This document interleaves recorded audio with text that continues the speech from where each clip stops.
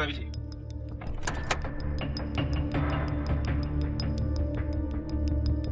ये देखिए, ये जमीन खरीदी है इतना बढ़िया सा। ये जमीन खरीद रहे हैं फिरोज? हाँ भाई। यहाँ कौन आएगा? हम बताते हैं।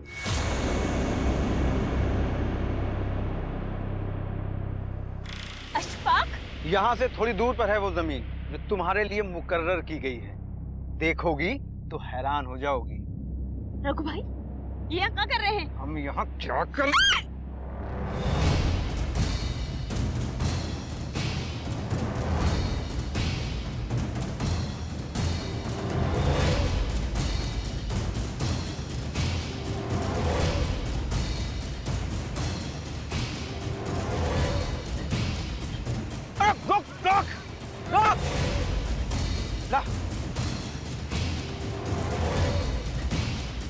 रोक फरीदा, रोक।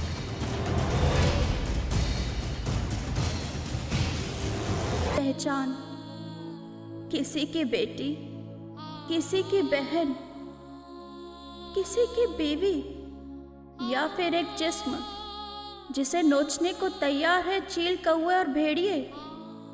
जीते जी तो लड़ गई मैं उनसे, पर मरने के बाद मेरे मुर्दे जिस्म को भी नहीं छोड़ा उन्होंने।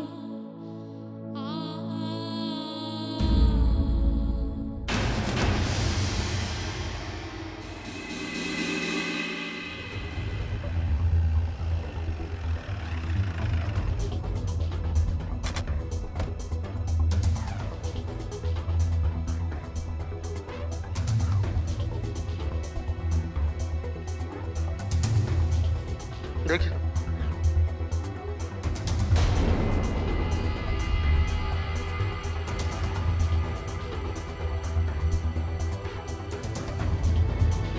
सर लाश तो पूरी सड़ चुकी है, हड्डियां तक छूट रही है। बॉडी को पोस्टमार्टम के लिए भिजवाओ और आसपास का पूरा एरिया सर्च करो। Okay sir.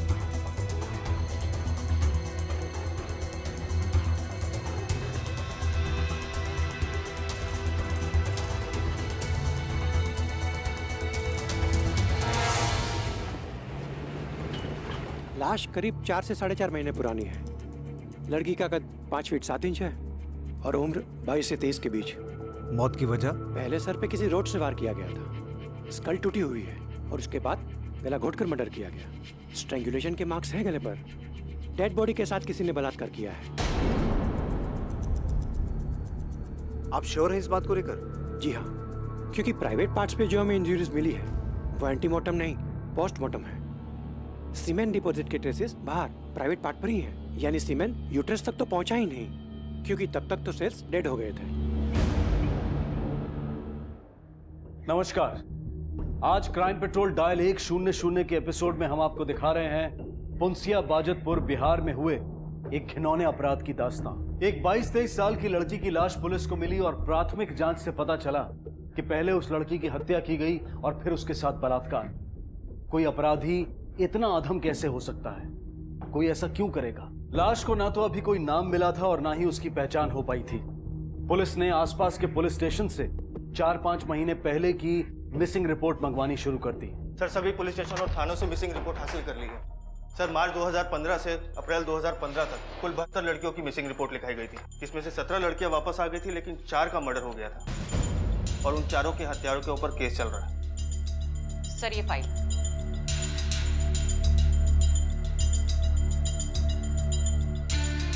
लतिका, तुम्हारी हाइट कितनी है?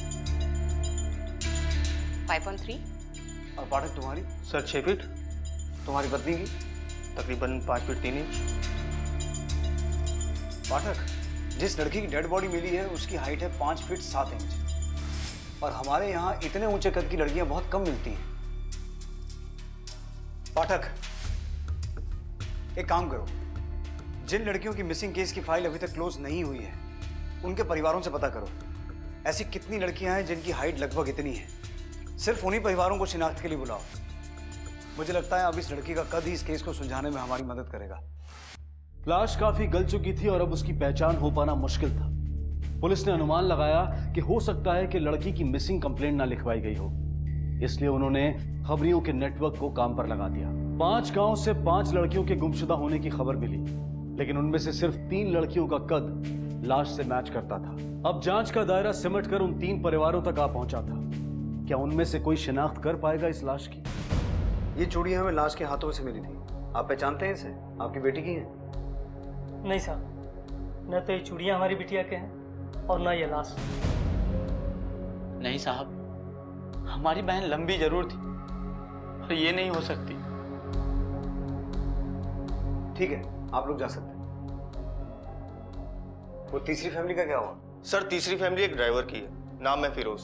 उसकी बीवी लापता है, अभी पटना गया हुआ है, देर रात तक लौटेगा। कल सुबह तक थाने आ जाएगा।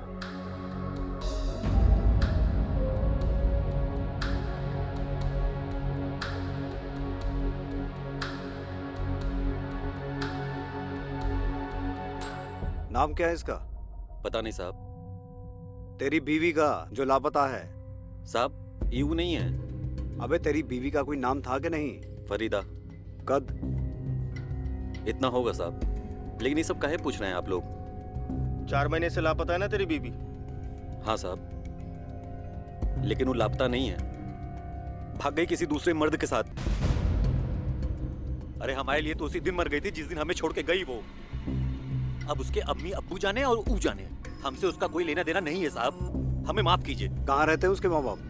यहीं कटोरिया गांव में। और सुन, जब जरूरत पड़ेगी बुलाएंगे। ठीक है साहब। पाठक। सर। फिरोज के ससुराल वालों को बुलाकर लाश दिखाओ। मुझे लगता है अब यही फैमिली हमें मुजरिम तक पहुंचाएगी।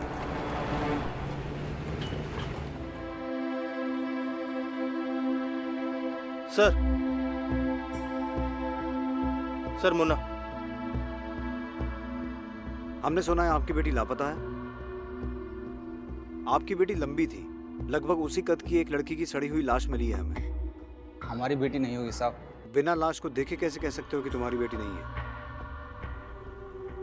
आओ। इस लाश की हाइट तकरीबन 5 फीट 7 इंच है। आपकी बेटी की हाइट भी इतनी थी ना? हमारी समझ में कुछ नहीं आ रहा साहब, कैसे पहचाने हम इसको? आप इन चूड़ियों को पहचानती हैं? नहीं। ठीक है, आप दोनों बाहर बैठिए।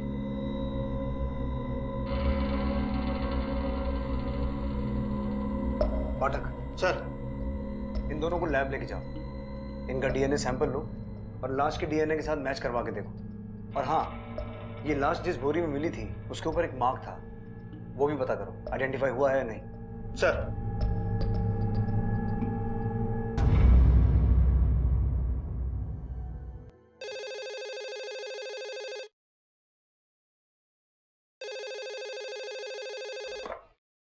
हेलो सर, उस लाश का डीएनए मुन्ना बाबू और रज्जो का डीएनए से मैच हो गया। मतलब लाश फरीदा की है? जी सर। थैंक यू डॉक्टर साहब। पाठक। सर। फरीदा की दोनों फैमिलीज को बुलाओ। अब इन दोनों फैमिलीज की कुंडली हमें खोलनी होगी। फरीदा और उसके शौहर के ताल्लुकात कैसे थे ये पता लगाना बहुत जरूरी है, क्योंकि शौहर तो कह रहा है कि उसकी बीवी किसी के साथ भाग गई थी। सर ऐसा भी तो हो सकता है कि जिसके साथ वो भागी थी उसी ने उसे मार दिया। हो सकता है, लेकिन अगर वो किसी के साथ भागी थी तो कोई अपनी प्रेमिका को मारकर उसकी लाश के साथ रेप क्यों करेगा? अब इस केस को सुलझाने के 2 ही रास्ते हो सकते हैं पाठक। पहला तो ये पता लगाना कि वाकई में फरीदा ऐसी थी जैसा उसका शौहर बता रहा है, और दूसरा उस क्रिमिनल की साइकोलॉजी को समझना जिसने ये घिनौना अपराध किया है। पाठक, लाश के साथ रेप हुआ है, ये क्रिमिनल नेक्रोफिलिक भी हो सकता है। मुझे लगता है हमें क्रिमिनल साइकोलॉजिस्ट डॉक्टर बोस की मदद लेनी चाहिए। तुम एक काम करो, तुम फिरोज के साथ तहकीकात शुरू करो, मैं डॉक्टर बोस को मिलकर आता हूँ। Sir. Well, since it's a case of dead body rape, इसमें कई सारी पॉसिबिलिटीज हो सकती हैं। बैठो। एक तो ये कि शायद कोई आपसी दुश्मनी हो। इस लड़की की तस्वीर है कोई आपके पास? जी नहीं।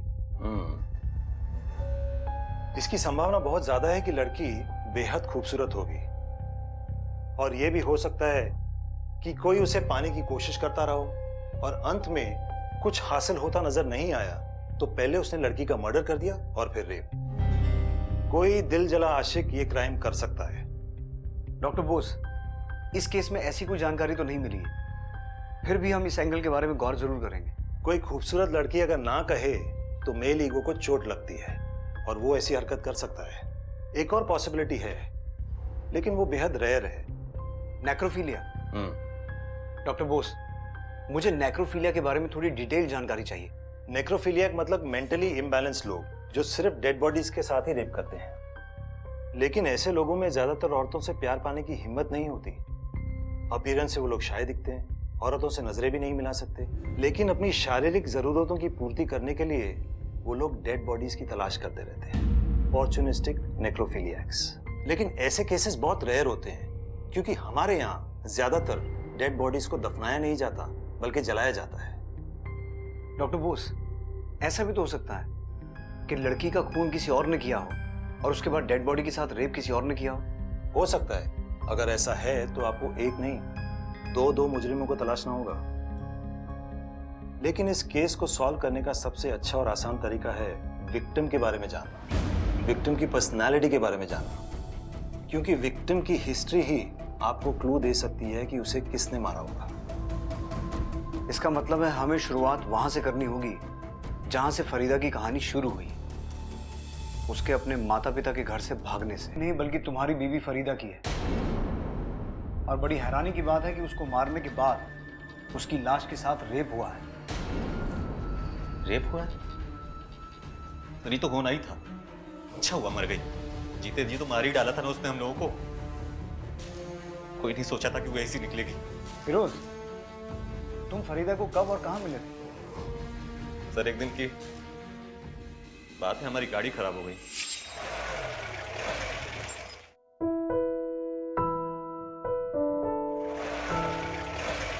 हम कुछ मदद करें आपकी?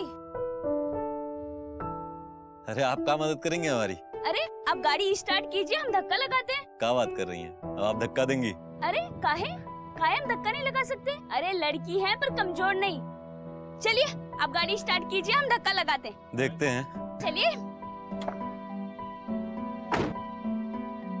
1 2 3।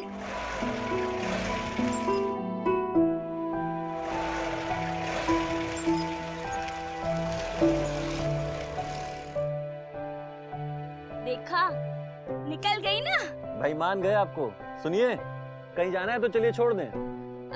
नहीं रहने दीजिए। और वैसे भी देखिए ना, पाँव पूरे खराब हो गए, आपकी गाड़ी खराब हो जाएगी। अरे तो हमारे पैर में कौन सा गुलाब का पंखुड़ी जड़ा है? साहब का गाड़ी है, कोई टेंशन नहीं है, आ जाइए। अच्छा ठीक है, फिर चल लेते हम।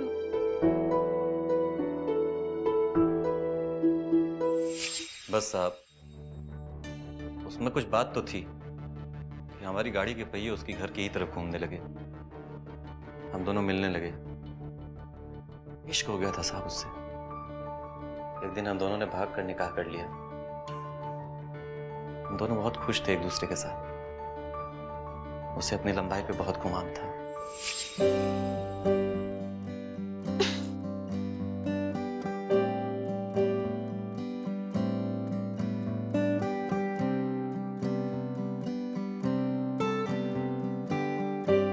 अरे फिरोज, हाँ सुनो तो, यहाँ हो ना। हुआ क्या?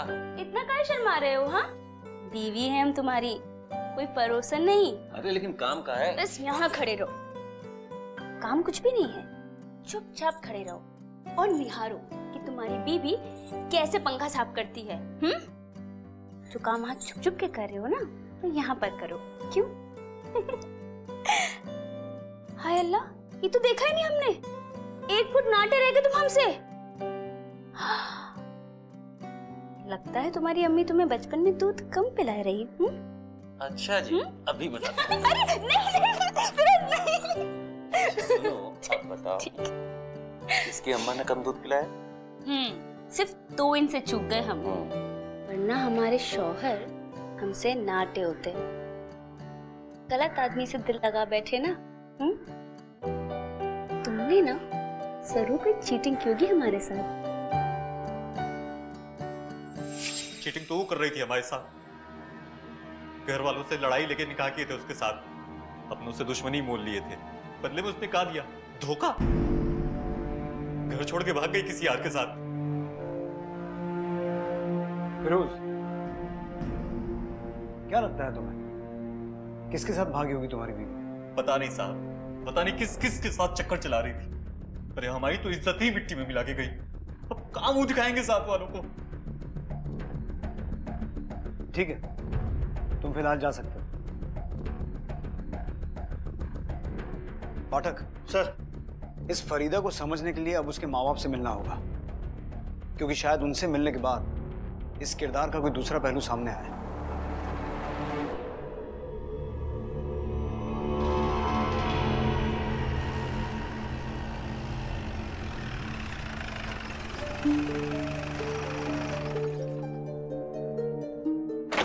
मुन्ना बाबू।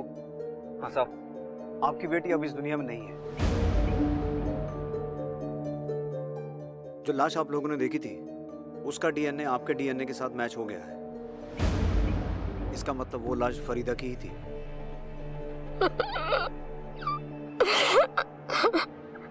संभालिए अपने आप को।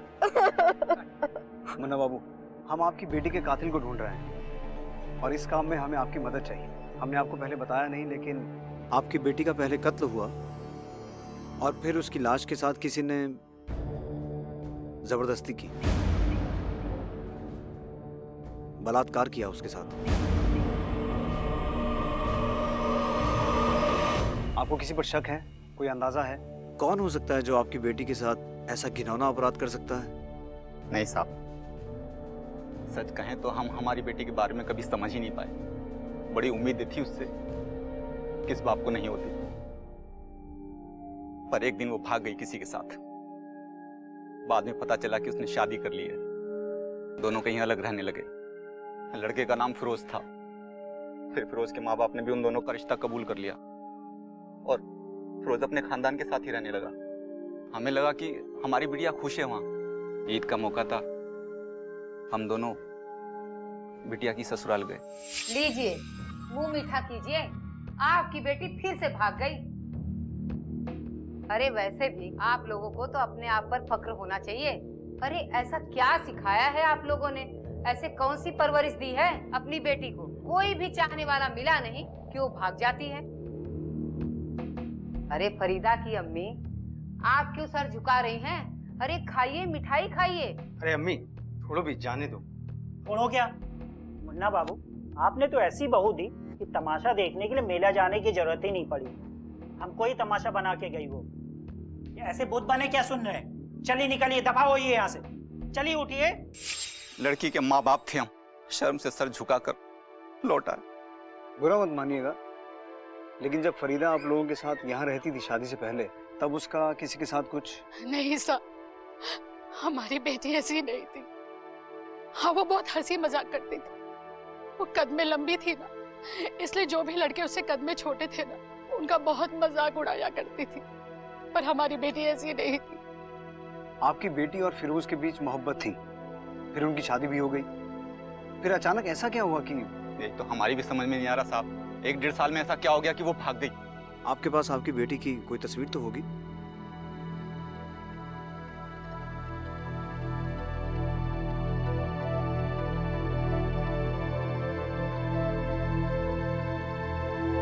शुक्रिया।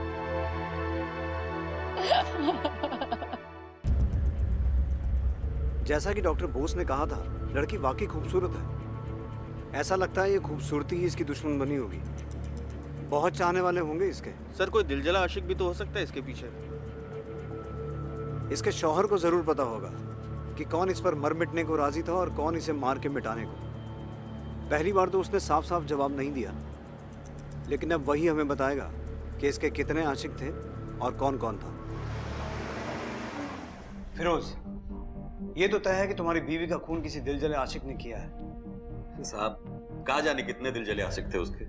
अरे बच्चलन थी साहब, हम तो फंस गए उससे शादी करके। हमारे घर से ही भाग गई। भागकर गई कहाँ थी और किसके साथ भागी थी? पता नहीं साहब, लेकिन आए दिन लोग उसको इधर उधर देखा करते थे उसके आशिकों के साथ। और ये आशिक था कौन? किसने देखा? कहाँ देखा? अभी 4-5 महीने पहले देखा गया था उसको उसके आशिक के साथ, यही कबीरपुर दरगाह पर।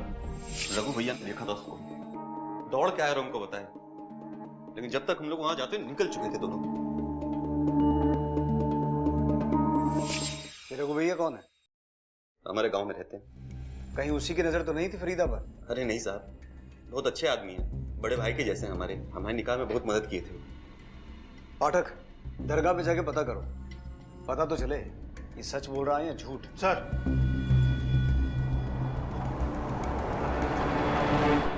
बाबा इस लड़की को पहचानते हैं क्या? जी हाँ, बड़ी नेक लड़की है ये, अक्सर यहाँ आती थी, 2 रकात नमाज पढ़ती थी, दुआ मांगती थी।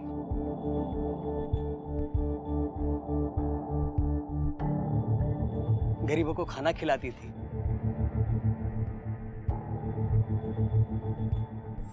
पर पिछले 4-5 महीनों से तो मैंने उसे यहाँ देखा नहीं।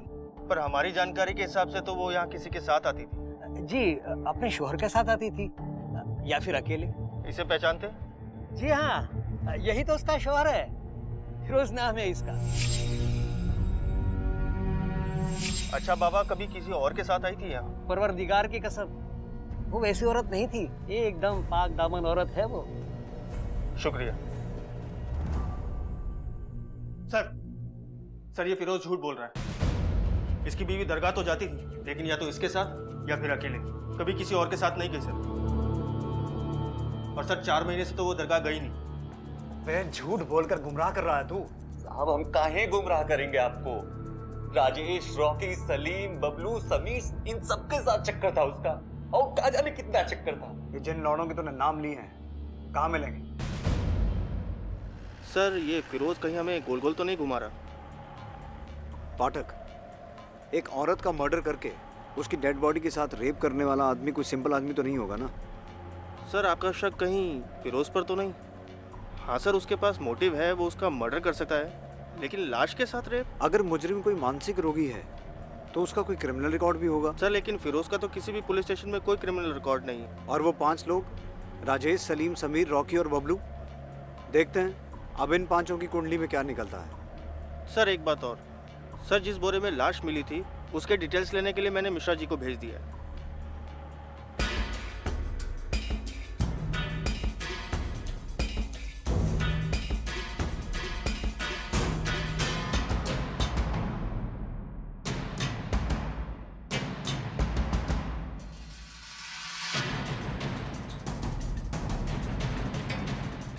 रॉकी ना पत्ते वो तेरा पेरी करता है। चुप रोतले, हरदम रोते ही रहता है।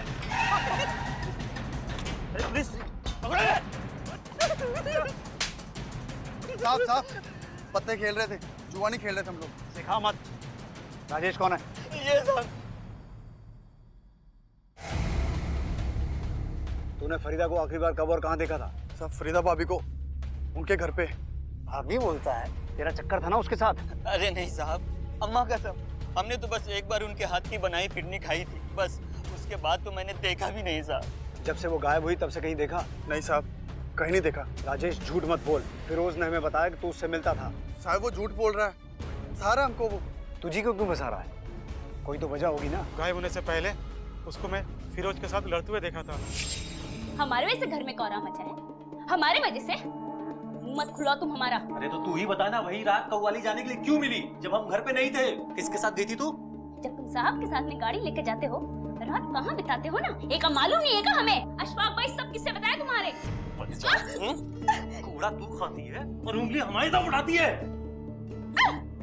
हमारा हाथ मत लगाना हम पे, बाकी जनानियों की तरह कमजोर नहीं है हम। उस दिन किस तरह से फंसे हुए पहिए को निकाल लिया था ना, उसी तरह तुम्हारा हाथ उठा कर फेंक देंगे। एक दिन कव्वाली कहाँ चले गए तो क्या बच्चन हो गए क्या हम? अरे कुछ ना कुछ तो करती होगी ना तू, बार बार नाम काहे हो जाता है तुम्हारा? बस इतनी परेशानी है, इतना ही शक है तो काहे ना तलाक ले लेते हमसे। बबलू तू बता, क्या जानता है फरीदा और फिरोज के बारे में? पता नहीं साहब, वो लोग हमेशा लड़ाई झगड़ा करते रहते हैं। समीर कहाँ मिलेगा? समीर से पूछताछ करके कोई फायदा नहीं, वो तो कभी किसी औरत की तरफ नजर भी उठाकर नहीं देखता था।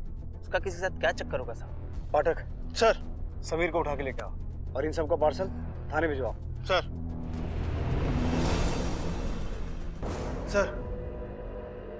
सर ये है समीर।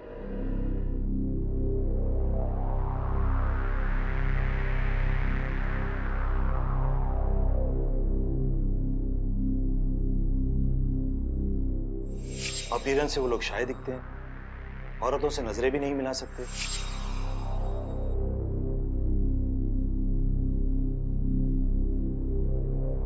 पाठक इससे पूछताछ हम नहीं करेंगे। तो फिर कौन करेगा सर? समीर, समीर नाम है ना तेरा? बैठ। मस्ताना लेडीज टेलर के यहाँ कटिंग का काम करते हो ना तुम? जी मैडम। फरीदा आती थी वहां? हाँ। नीचे क्या देख रहा है? नजरें मिलाकर बात कर। खूबसूरत थी ना वो? जी जी नहीं मैडम।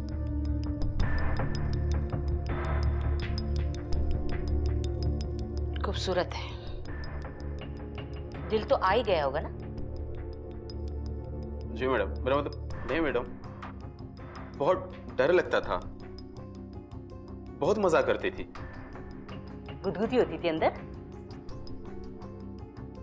जी नहीं। अच्छी लगती थी? जी नहीं मैडम, अक्सर कपड़े सिलवाने आया करती थी तो नाप मुझे ही लेना पड़ता था।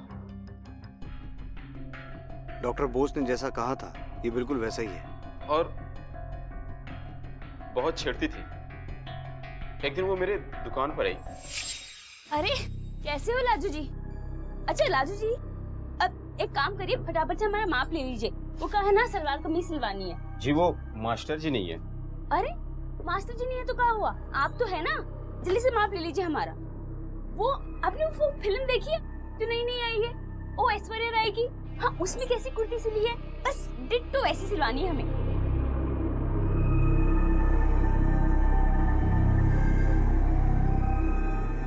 अरे इतना कपकपा क्यों रहे हैं आपके हाथ? अच्छा अब छोड़िए, हम बताते हैं, लिखिए 36। क्या हुआ लाजू जी? जी वो आप लाजू जी मत बोला करिए, सब बाद में बहुत हंसते हैं। ओए होए, तो क्या छुई हुई बोले आपको? हाँ, आपकी ना शादी करवा देनी चाहिए। एक बार शादी हो जाएगी ना फिर सब सही हो जाएगा। वैसे लाजू जी, आपकी शादी लड़की से करवाएं या फिर? अच्छा ठीक है, लेकिन सिल के रखिएगा, मैं बाद में आती हूँ। इसलिए खून कर दिया तूने फरीदा का? खून? क्या कह रहे सब आप? भला मैं खून क्यों करूंगा? सिर्फ खून ही नहीं, खून करने के बाद लाश के साथ रेप किया तूने। रेप? हेलो, हाँ एक मिनट सर, मिश्रा जी का फोन। बोलिए मिश्रा जी। ठीक है, हम आते हैं। लतिका, जब तक ये सच ना बोले अच्छे से मेजरमेंट लो इसका। कैदी की वर्दी सिलवानी है इसकी। Yes sir.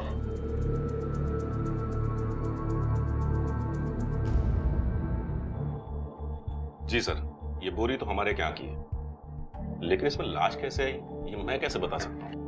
पुंसिया गांव से कोई आपकी बोरी खरीदता है? नहीं सर। पुंसिया का कोई आदमी यहाँ काम करता है? एक मिनट, हाँ मंडल जरा अंदर आना। कोई बड़ा केस है साहब क्या? फुंसिया गांव से कोई हमारे यहाँ काम करता है क्या? सर वो अपना टेम्पो ड्राइवर रघु, वहीं का है। ये रघु भैया कौन है? हमारे गांव में रहते हैं। बुलाओ उसे। सर 2-3 दिन से छुट्टी पे, बीमार है। उसका नंबर और एड्रेस दीजिए, पर याद रहे उसे बताना मत, समझ गए ना? रघु जिस पर फिरोज को बेहद भरोसा था, उसकी क्या भूमिका थी इस जुर्म में? क्या वो शामिल था या फिर उसे भी इस जुर्म की कहानी लिखने वालों ने पुलिस की आंखों में धूल झोंकने के लिए लाकर खड़ा कर दिया था? शक के घेरे में एक मासूम सा दिखने वाला समीर भी था, जिसे पुलिस नेक्रोफिलिक यानी कि लाशों के साथ शारीरिक संबंध बनाने वाला मान रही थी। क्या वो सकुचा सा, सहमा सा मासूम युवक वाकई इस जुर्म का सूत्रधार था?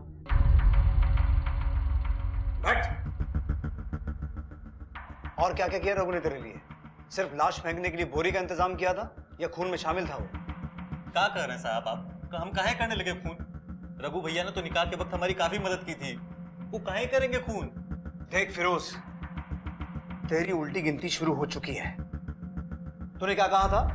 तेरी बीवी के बहुत से यार हैं, तूने नाम भी बताए, लेकिन जब हमने पता किया उनमें से एक भी आदमी ऐसा नहीं निकला जिसकी तेरी बीवी के साथ यारी हो। फिर तूने क्या कहा?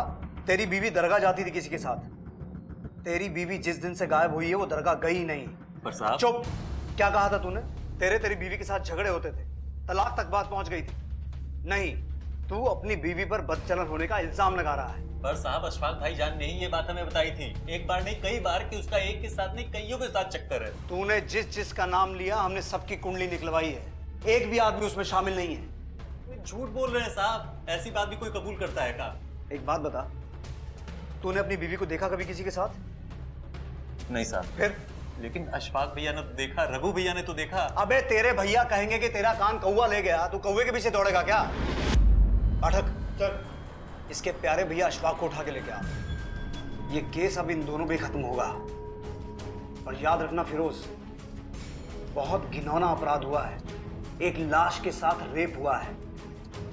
सजा तो मिलेगी ही, लेकिन उससे पहले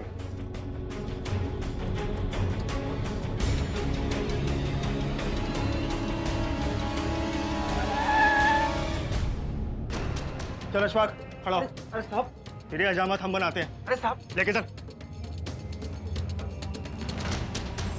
साहब, फरीदा औरत नहीं, आफत थी, आफत। तो उस आफत को तूने रास्ते से हटाया या तूने अपने भाई की मदद की उसे रास्ते से हटाने में? अल्लाह कसम साहब, मैंने कुछ नहीं किया, पर यह सच है कि मेरे छोटे भाई की बीवी की हरकतें कुछ ठीक नहीं थी। अच्छा, जरा हम भी तो सुने। फिरोज जब घर से निकल जाता तो फरीदा भी कहीं गायब हो जाती, देर देर तक घर नहीं आती। आस पड़ोस के लोग तरह तरह की बातें करने लगे, हम सरेआम जलील होने लगे, पानी नाक से ऊपर हो गया था। तब जाके मैंने फिरोज को सच सच बताया। मोहब्बत अपनी जगह, अब वो तेरी बीवी है, नजर रखा कर उस पर। ना जाने क्या क्या किसके साथ करती फिरती है, अब मुझसे बर्दाश्त नहीं होता है। अरे ऐसी बातें तो पहले बताना चाहिए था ना, अब क्यों बता रहे हो? बड़ा भाई हूं तुम्हारा, अच्छा ही लगता है ये सब कहना। कब तक कोई खामोश रहे? एक बार समझाने की कोशिश की तो उल्टा मेरे ऊपर पलट पड़ी, भला बुरा कहने लगी। औरत जात पर लगाम रखना सीख, नहीं तो किसी दिन हम सबके चेहरे पर कालिख पोत कर भाग जाएगी।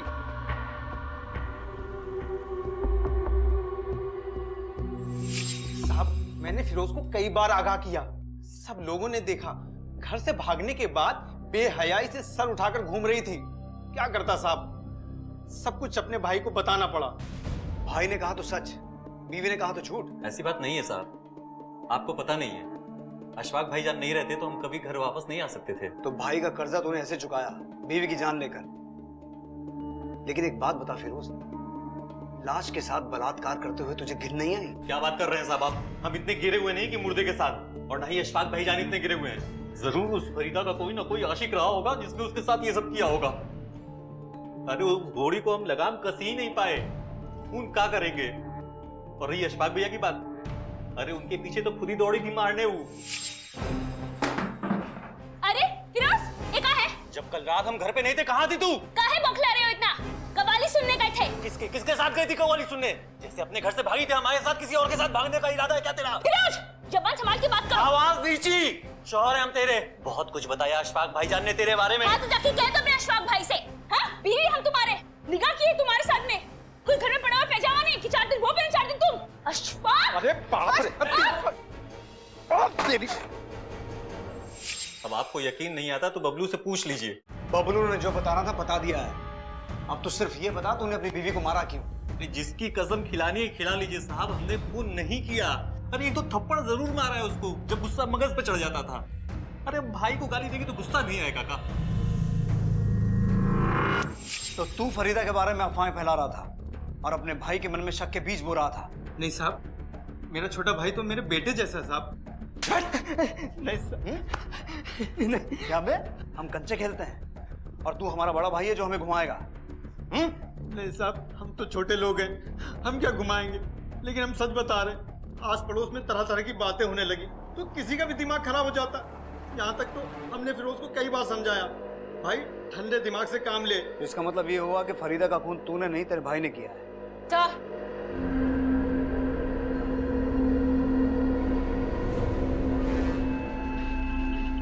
रघु कहाँ छुप के बैठा था? सर इवनिंग कॉलेज के पीछे बगीचे में। ये और राजेश दोनों दोस्त हैं और दोनों के दोनों हिस्ट्री शीटर। अब इनकी हिस्ट्री के नए पन्ने हम लिखेंगे। मिश्रा जी, आप प्रस्तावना लिखिए, हम आते हैं। जी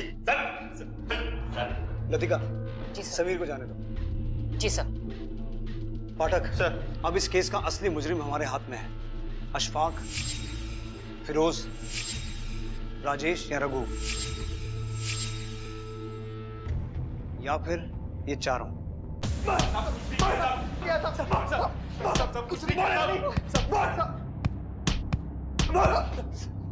सर ये अखबार रघु की गाड़ी में से निकला है। ये दुनिया का सबसे बकवास अखबार है। इसे कोई नहीं पढ़ता है, सिर्फ रघु ही पढ़ता है। और खास बात यह है सर, यही अखबार लाश के पास मिला था।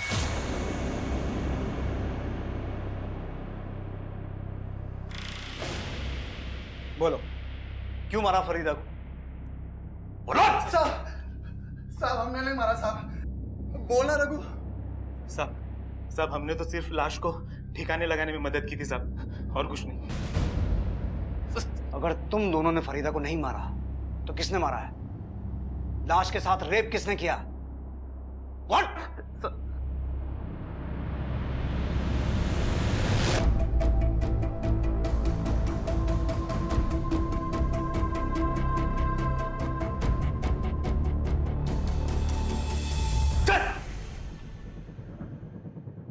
बोल, इन दोनों में से कौन है?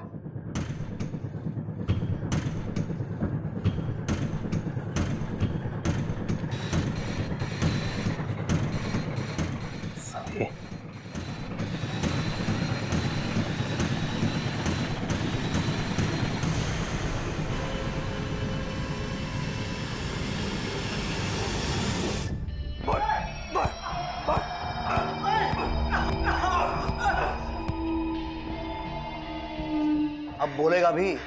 मैंने मारा फरीदा को। पहले मैं फरीदा और फिरोज की शादी के खिलाफ था। जब मैंने फरीदा को देखा तो देखता ही रह गया। मैंने अब्बू को मना लिया।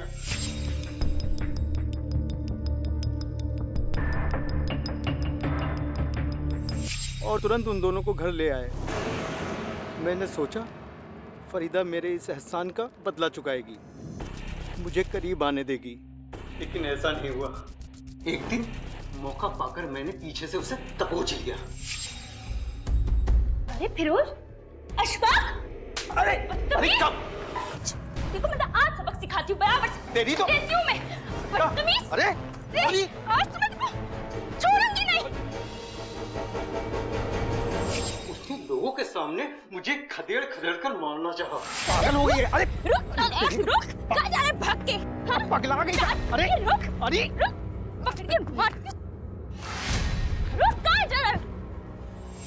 मैंने रघु और राजेश के साथ मिलकर एक प्लान बनाया।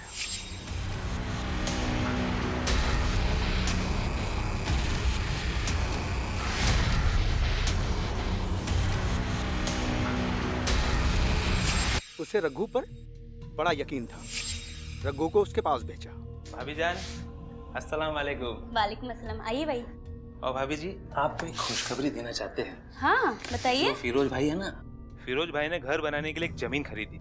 तो मैंने ये सोचा कि कहीं आपको बाद में जमीन पसंद ना आए, तो चलो मेरे साथ आपको दिखा देता हूँ। अरे सोचिए मत भाभी जी, चलो मेरे साथ, मैं आपको दिखा देता हूँ। अच्छा खुशी की बात है, इतने का सोचना। आइए भाभी जी, मैं हूँ ना आपके साथ। हाँ हाँ चले। जमीन दिखाने के बहाने टेम्पो में उसे बिठा लाए।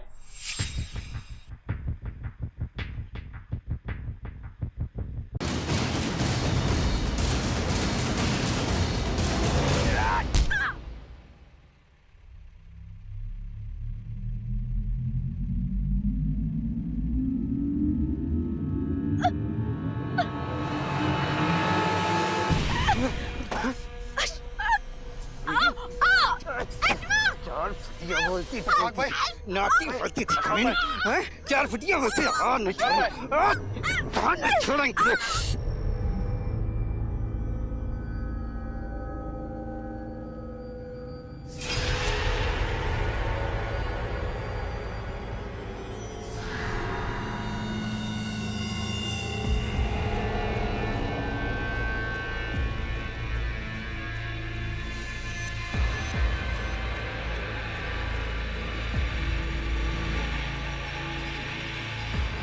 इसकी लाश को ठिकाने लगाना पड़ेगा भाई।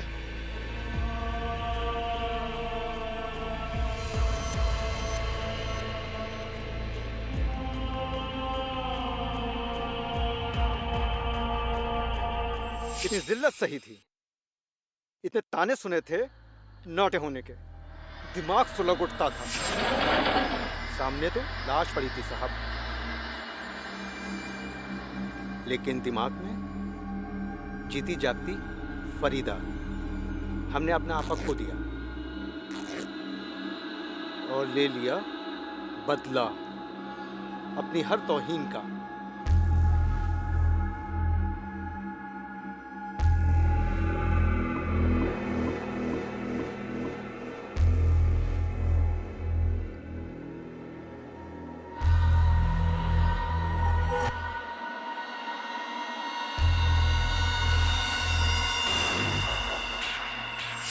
शर्म आती है तुम जैसे आदमी को सामने देखकर। ऐसी चार्जशीट बनाऊंगा तुम्हारे खिलाफ कि जमानत को भी तरस जाओगे।